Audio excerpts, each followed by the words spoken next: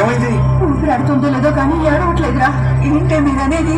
ఊపిరి అందడం లేదు, బతకడం కష్టమేమో. అదేమిటి అలా అంటారు? నాకు లేక పుట్టాడు. నా బిడ్డ నాకు తీసుకొచ్చిచ్చాడు. నా బిడ్డకు అలా జరగటానికి వీల్లేదు. నా ప్రాణం పోసైనా సరే నేను బతికించుకుంటాను.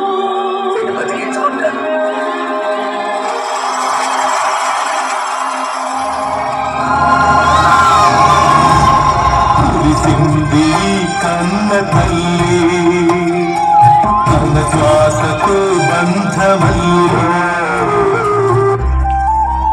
ఒక సాధారణ మధ్యతరగతి కుటుంబంలో ఉండే ఆనందాలు, సంతోషాలు, కష్టాలు మరియు బాధలు మనందరికీ తెలిసే ఉంటాయి. ఎందుకంటే మనలో ఎక్కువ మంది అలాంటి కుటుంబాల నుండి వచ్చిన వారమే. ఇప్పుడు మనం చూస్తున్న ఈ కుటుంబం కూడా అలాంటిదే. వారి కుటుంబంలోకి బిడ్డ రాగానే ఆ ఆనందమే వేరు. ఆ బిడ్డను చూడగానే తల్లి అప్పటి వరకు పడ్డ కష్టాన్ని అంతా మర్చిపోయి తన కుమారులో రాజకుమారుని చూసుకుంటుంది. ఇక నాన్న గెలిచినప్పుడు 10 మందికి ఆనందంగా చెప్పుకొని, ఓడినప్పుడు మనం భుజం తట్టి గెలుస్తావులే అని దగ్గరికి తీసుకునే వ్యక్తి నాన్న. తనకు వారసుడు పుట్టాడని ఎంతో ఆనందంతో ఉన్నాడు. దేవుడు ఎప్పుడు కలపన్నా దండం పెట్టుకోమంటే అడిగినవన్నీ ఇస్తాడు కాబట్టి. అడిగినవన్నీ ఇచ్చేవాడిని దేవుడు అనరు, అలా అంటారు. కన్న కలలే నిజమవుతాయి చూడు, అంతే ఉన్నాడు ఈ నాన్నే తోడు. దశరథ మహారాజే నాన్నని పుట్టాడు, రాముడంత ఎదగరనేడు. చరితను ఎన్నడు చూడని మమతల కూడే వీధిలో, సంపద తెలియదో కాదులో, ఇంతకు చిన్నది లేదులో. రేలా రేల రేలా రేల నీదే నింగిలేలా. కానీ ఆ కుటుంబంలో ఈ ఆనందం, సంతోషం ఎక్కువసేపు నిలవలేదు. కారణం బిడ్డ పుట్టిన 5 ఏళ్లకే తండ్రి మరణం.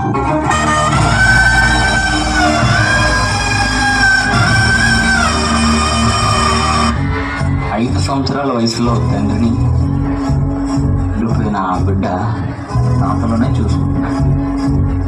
ఇక నుంచి తన తాతనే నాన్న అని నోరారా పిలుచుకుంటున్నాడు. ఎందుకంటే నాన్న అనే పిలుపులోనే ఒక ధైర్యం ఉంది.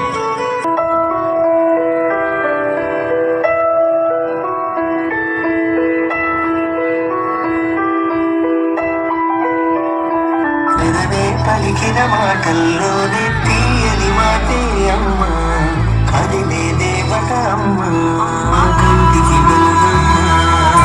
పెదవే పలికిన మాటల్లోనే తీయని మాటే అమ్మ, కదిలే దేవత అమ్మ, కంటికి వెలుగమ్మ. కలలో మమతే కలిగి పెడుతుంది ముద్దగా, కనలాని పాటలోని సరిగమ పంచుతుంది ప్రేమ మధుర. అమ్మా, స్కూల్లో పిల్లలు నన్ను ఇబ్బంది పడుతున్నారు, నేను స్కూల్కి వెళ్ళనమ్మా. అలా అనకు నాన్న, నువ్వు రోజు స్కూల్కి వెళ్ళాలి, బాగా చదువుకోవాలి, గొప్పోడు అవ్వాలి బాబు. అవుతావు కదూ? అమ్మా, నేను ఈతను ఉండిపోతానమ్మా. నాకు చదవబోద్దు, స్కూల్కి వెళ్ళను. ప్లీజ్ అమ్మా, నా బాధ అర్థం చేసుకోమ్మా.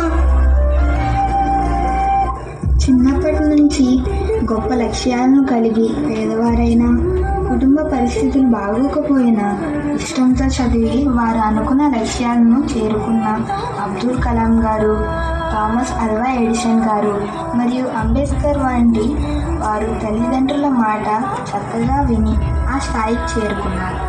నువ్వు కూడా అలాగే గొప్పోడు అవ్వాలి నాన్న. ఈ తల్లి కొరకు తీరుస్తావా? సరే, నేను స్కూల్కి వెళ్తాను, కానీ ఒక్క చెప్పమ్మా, పడుకుంటాను. అంబరాల వీధిలో చిన్ని చందమామరా అందున ఒదిగుందిరా చెవుల పిల్లిరా.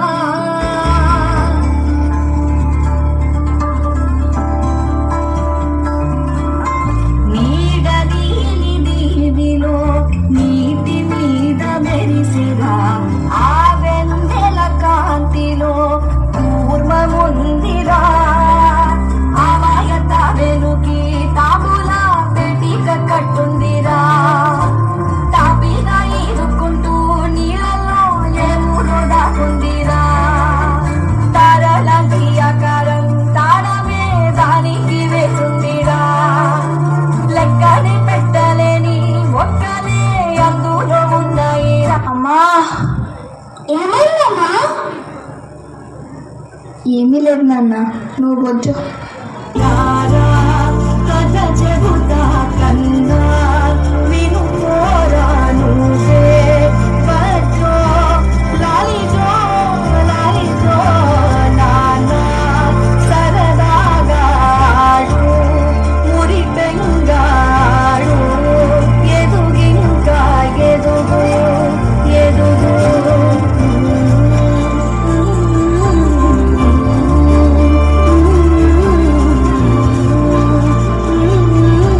లాలిజో లాలిజో అమ్మే ఇంకా లేగలేదు. అమ్మా అమ్మా లే, టైం అవుతుంది. నువ్వు చెప్పినట్టే అలా చేయకుండా స్కూల్కి వెళ్తాను. బాగా చదువుకొని గొప్ప అవుతానమ్మా. సరే, నేను స్కూల్కి రెడీ అవుతాను. ఈలోగా నువ్వు తెలిసే. ఈ రోజు నుంచి డైలీ స్కూల్కి వెళ్ళి బాగా చదువుకుంటా. అమ్మని నాన్నని ఇబ్బంది పెట్టను. ఇదేంటి అమ్మ ఇంకా వెళ్ళలేదు?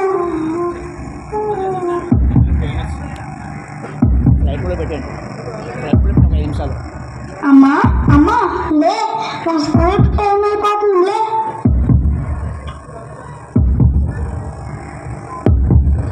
అమ్మకేమైంది? జ్వరం వచ్చిందా?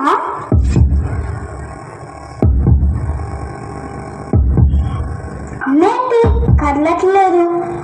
అమ్మా లే అమ్మా, నా భయం వేసింది. లే, చెరిగింది దీపం కరిగింది రూపం అమ్మా నాపై ఏమంత కోపం కొండంత శోకం నేనున్న లోకం నన్నే చూస్తూ నమ్మింది శూన్యం నాకేందుకు శాపం జన్మల గతమే చేసిన పాపం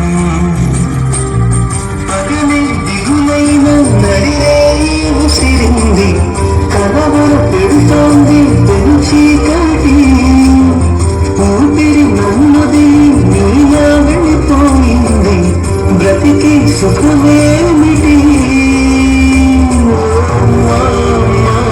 నీ పసివాళ్ళం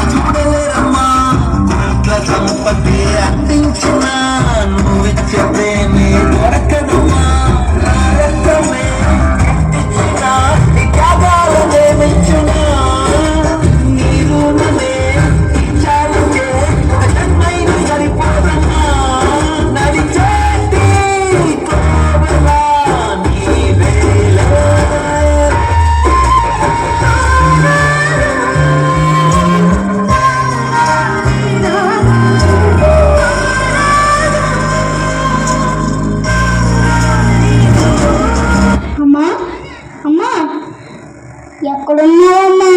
నిన్ను ఎక్కడికి వెళ్ళావు అమ్మా?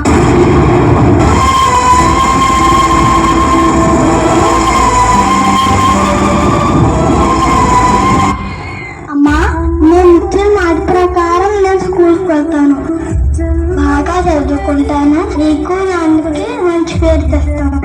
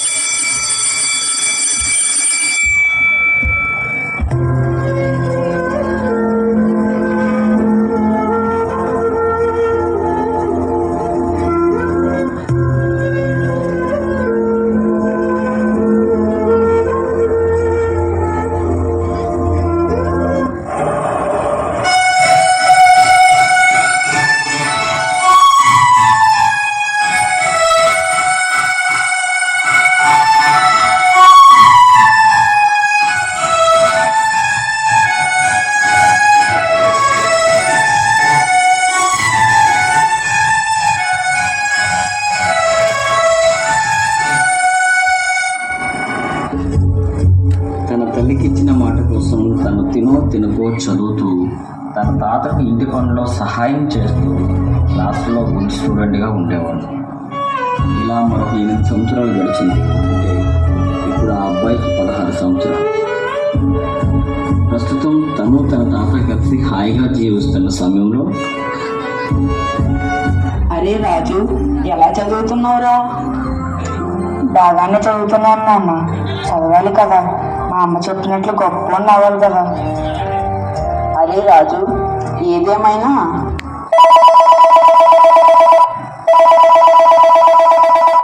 నమస్తే, బాగున్నారా? నేను బాగున్నాను, మీరు బాగున్నారా? బాగున్నానయ్యా. మీ వాడు సూపర్ అప్పన్న గారు. అయ్యా, నన్ను గారు అనకండి. చదువులు తెలిసిన మీలాంటి వారిని గౌరవించడం తప్పులేదు. ఏదో ఆ కాలంలో 5వ తరగతి వరకు చదువుకున్నానయ్యా. రాజుని బాగా చూసుకోండి అయ్యా. తప్పకుండా. మీ రాజుని మా స్కూల్లో జాయిన్ చేసిన దగ్గర నుంచి రాజు మా పిల్లవాడు. రాజే కాదు, ఇక్కడ చదువుతున్న అందరూ మా పిల్లలే. నాకు తెలుసయ్యా మీ గురించి. ఇక రాజు, మొన్న మీ యోగా టీచరు పిల్లలతో పని చేయించారా యోగా? చెల్లు చాలా మంచోళ్ళరా. ఏమినా అన్నా? మీరా మొన్న మీ స్కూల్కి వచ్చాను కదా, అప్పుడు చూశాను రా. ఉదయం ప్రేయర్లో మీ హెచ్ఎం సార్ రమణ గారు మీకు మంచి విషయాలు చెప్తూ అందరు పిల్లలు చక్కగా చదువుకునేలా చూస్తున్నారు. ఈ మధ్య సరిగా చదవలేని వారి కోసం ఎక్స్ట్రా క్లాసులు చెప్తున్నారట. స్కూల్లో పీడీ సార్లు చక్కగా ఆటలు ఆడిస్తారు. ఇంకా ఉపాధ్యాయులు ఒక పక్క పాఠాలు చెప్తూ హెచ్ఎం సార్ అడిగిన రిపోర్ట్స్ ఇస్తూ అందరూ ఎవరి పని వాళ్ళు చక్కగా చేసుకుంటూ కూడా మీరు అడిగే ప్రశ్నలకి సమాధానాలు నవ్వుతూ చెప్తూ సూపర్ రా వాళ్ళు. అవును నాన్న, టీచర్లు చాలా బాగా లెసన్స్ చెప్తారు. అలాగే అమూల్యమైన సలహాలు కూడా ఇస్తారు. స్కూల్ టైంలోనే కాకుండా వాళ్ళ ఇంటి దగ్గర కూడా మీకోసం ఆలోచిస్తారా. ఇంత పిల్లల కంటే మీ గురించి ఎక్కువగా ఆలోచిస్తారా. నిజంగా వాళ్ళు గ్రేట్ రా. అవును నాన్న, కానీ మేమే కొన్ని సందర్భాలలో వాళ్ళని ఇబ్బంది పెడుతుంటాం.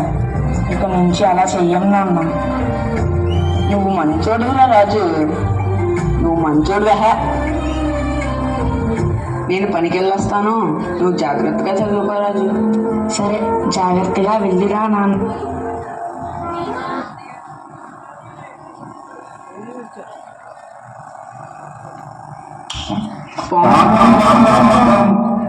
రే పావులు కొట్టి మొగం పిల్లండి.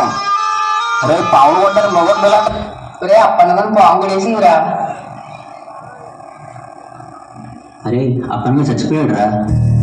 కాలమే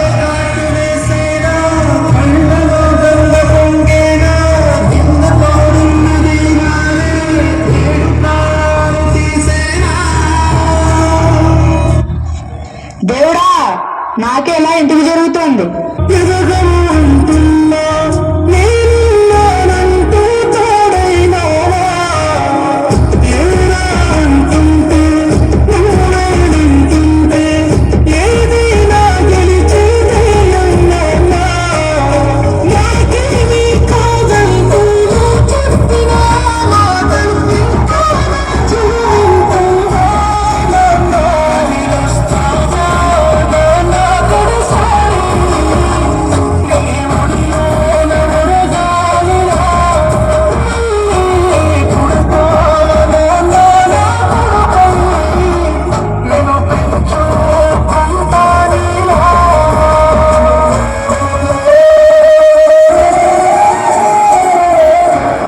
నేను ఇంకా చదవలేను, చదువు మీద దృష్టి పెట్టలేను. నేను ఏదో పనిలోకి వెళ్ళిపోతాను.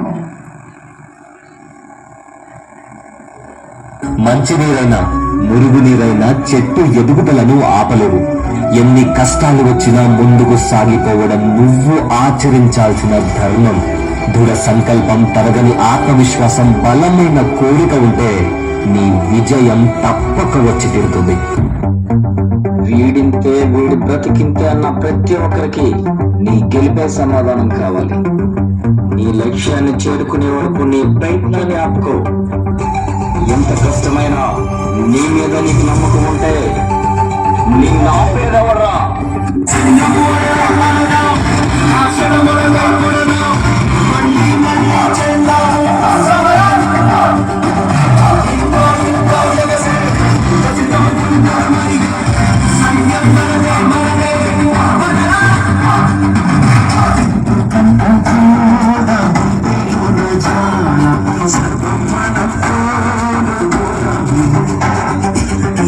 కష్టమైన నమ్మకమిది మణి బలం పుంజుకుంటది.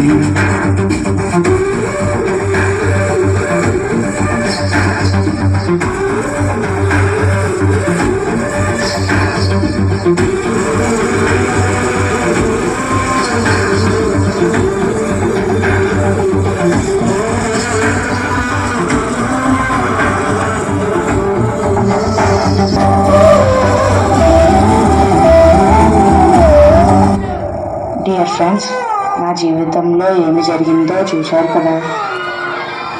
చిన్నప్పుడే నాన్న చనిపోయాడు. సరదాగా గడుపుతున్న సమయంలో తల్లి కూడా దూరం అయ్యింది. నాకు అన్నీ తాతే అని జీవిస్తున్నప్పుడు ఆయన కూడా దూరం అయ్యారు.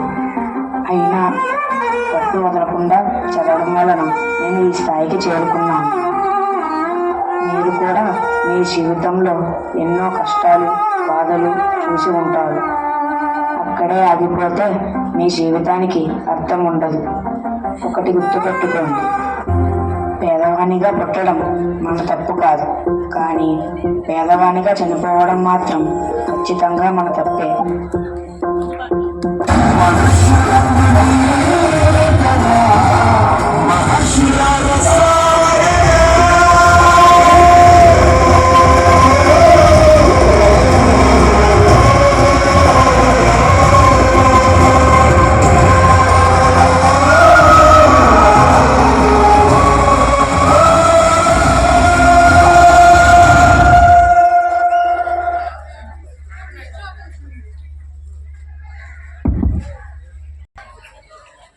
పేజంలో పాల్గొన్నటువంటి విద్యార్థులకు చాలా అభినందనలు. దీనికి కిట్ని తయారు చేయడానికి మన మ్యాథ్స్ మాస్టర్ నూకరాజ్ మాస్టర్కి ప్రత్యేక అభినందనలు. అయితే ఈ స్కిట్ యొక్క ముఖ్య ఉద్దేశం ఏంటంటే, మనం పుట్టినప్పుడు అమ్మ సంతోషపడాలి, పెరిగితే తండ్రి గర్వపడాలి, అలాగే బతికితే సమాజం ఇష్టపడాలి. చివరగా మనం చనిపోయిన తర్వాత కూడా మన శత్రువులు కన్నీళ్ళు పెట్టిన వారే పెట్టించేలా ఉండాలి. అదే జీవితం. అయితే ఈ స్కిట్ యొక్క సారాంశం ఇంతే. Thank you sir. Thank you.